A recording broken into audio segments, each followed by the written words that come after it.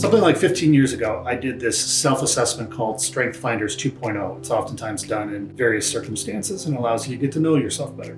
My most dominant trait was no surprise. I was a builder, which totally made sense as a family law attorney because ultimately you're organizing and planning the litigation, how to pursue your client's goals. You're making dedicated strategy around mediation and how that's going to happen. And even when it comes to trial strategy or just drafting proposed divorce agreements, all of that required intricate planning. I really love the ability to turn around and figure out how best to not only serve my clients' current needs, but how many headaches can I save them that they don't even never know they didn't have the headache because of something we put in the divorce decree now, and such that they go years with a divorce decree that serves as a great little rule book for them to how to govern their co-parenting and their rights and responsibilities years ahead, and ultimately things go much smoother down the line. That was one of the most essential, valuable parts of my practice until a few years ago when I kind of recognized that, great, I'm able to help